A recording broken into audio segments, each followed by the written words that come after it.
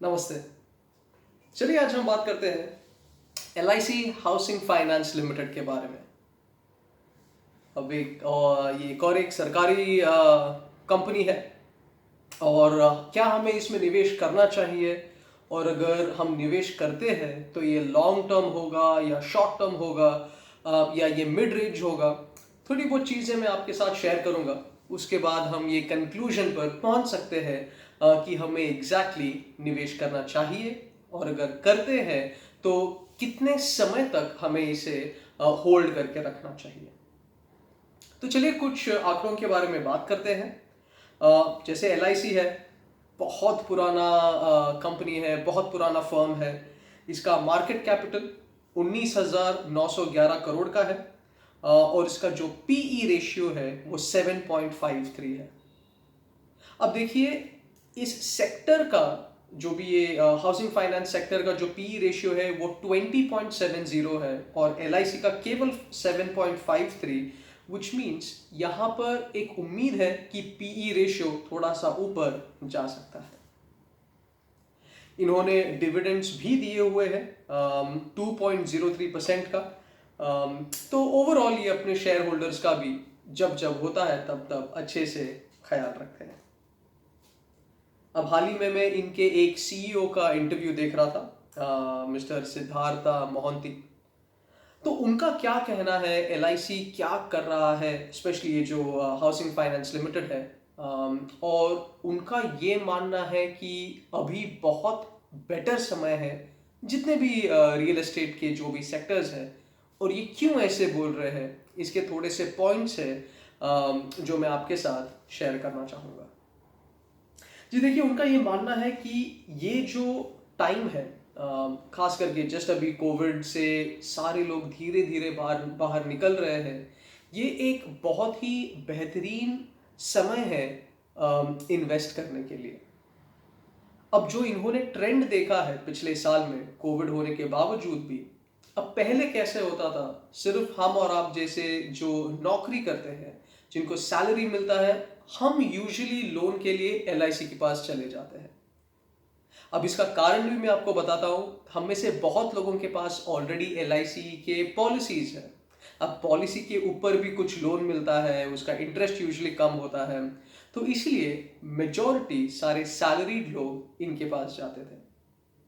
But अभी हाल ही में जो सारे बिजनेसमैन हैं, वो लोग भी LIC की तरफ जा रहे हैं, वो लोग भी इनसे लोन उठा रहे हैं ताकि ये रियल एस्टेट में इन्वेस्ट कर सके। जी इनका जो मेजर डिमांड है, जब भी हम और आप जैसे लोग LIC के पास जाते हैं लोन लेने के लिए, ये या तो छोटा कमरा होगा या चलो 1 BHK या 2 BHK हो गया। बट हाल ही में जो भी सारे लग्जरी अपार्टमेंट्स है, जो भी एक्सपेंसिव है, जैसे आपका 3 BHK हो गया, थोड़ा प्रीमियम सेक्टर में जाओ 4 BHK हो गया, ये सारे टाइप के प्रॉपर्टीज के लिए भी अर्जियां आ रही है LIC हाउसिंग के पास। तो कंपनी एक अच्छे सीढ़ी पे है, एक चढ़ाव के सीढ़ी पे है, मैं ये बोल सकता हूँ। अब देखिए, हाल ही में मोरेटेरियम भी सरकार ने घोषित किया था, जो अगस्त में खत्म हुआ पिछले साल। तो ये जो पैसे थे, जो हम और आप जैसे लोग जिन्होंने कर्जा लिया हुआ है और अगर हम इंटरेस्ट नहीं चुका पा रहे हैं, तो अगस्त के बाद इन्होंने इसका रिकवरी काफी जोरों शोरों से चालू कर दिया है। काफी लोगों ने पैसे रिटर्न कर भी दिए हैं। तो इनके CEO का ये मानना है कि 96% जो पैसे इनको रिकवर करने थे, इनमें से काफी दिग्गज नामे भी थे जिन्होंने काफी ज्यादा पैसा लोन लिया हुआ था, उनसे भी इनका रिकवरी हो चुका है। तो एक और बार दोहराऊंगा, 96% of the money has been recovered. तो ओवरऑल ये एक काफी अच्छा समय है बोल सकता हूँ LIC हाउसिंग फाइनेंस के लिए। तो अब देखिए, जो प्रधानमंत्री योजना भी है उसमें करीब 2,60,000 2,65,000 के आसपास जो पैसा मिलता है अगर ये आपका पहला प्रॉपर्टी हो, तो वो इनका ये मानना है कि ये और 1-2 साल के लिए एक्सटेंड हो जाएगा। और सरकार का एक गोल है, 2022 तक ये चाहते हैं हिंदुस्तान में सबके सर पर एक छत हो। तो उसके लिए ये और बहुत सारे नॉर्म्स लेके आ रहे हैं, काफ़ी सारे रूल्स इन लोग घोषित कर रहे हैं, ताकि हम और आप जैसे लोग एक घर अफोर्ड कर सकें। अब देखिए, जो इंटरेस्ट रेट है वो सबसे लो पे है। एटलीस्ट 5-10 सालों में अगर आप देखोगे तो LIC के वेबसाइट पे भी अगर आप जाओगे तो 6.9% है। अब ये बहुत कम समय तक ये परसेंट पे रहने वाला है, क्योंकि अगले साल जैसे 2022 में जब सारा, अभी देखिए जैसे वैक्सीन भी आ रहा है, तो जैसे जैसे लोग बाहर जाने चालू कर देंगे, जब लाइफ वापस नॉर्मल हो जाएगा, तो इंटरेस्ट रेट भी ऊपर जा सकता है।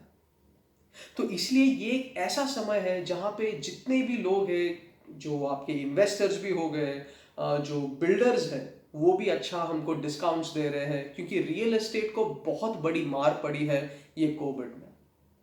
तो अब इंडस्ट्री धीरे से ऊपर आ रहा है। आप भी आपके आसपास देख सकते हो, अगर कहीं पे कंस्ट्रक्शन बंद पड़ा होगा तो धीरे धीरे वर्कर्स लोग वापस आ रहे हैं, कंस्ट्रक्शन चालू हो गया है। तो एक स्टेबिलिटी एटलीस्ट एक 2-4 महीनों में रियल एस्टेट में आ जाएगा। तो आज का जो प्राइस है उससे तो डेफिनेटली ये जो प्राइस है, आई थिंक 394 रुपीज के आसपास है, जो इनका पर शेयर है, तो उससे डेफिनेटली ये और ऊपर जाएगा। और ये अनुमान है कि अगर आप इसे खरीदते हो, अगर आप इसमें निवेश करते हो, तो आपको ये एटलीस्ट 6 से 8 महीने आपको इसे होल्ड करना पड़ेगा, क्योंकि तुरंत ये 400 तक पहुंच भी सकता है, बट ये तुरंत 450, 470 नहीं शूट कर सकता। मतलब अभी 1-2 महीनों में तो नहीं होगा, बट अगर आप इसे लॉन्ग टर्म अगर आप होल्ड करके रखोगे तो इससे आपको एक अच्छा रिटर्न मिल सकता है। जी, अगर इनका आप फाइनेंस भी देखोगे, जो आप इनका प्रॉफिट भी देखोगे, पिछले साल मार्च में इनका प्रॉफिट था 424 करोड़। जून में जब सब कुछ डाउन था, इनका प्रॉफिट था 824 करोड़, और सितंबर में 780 करोड़।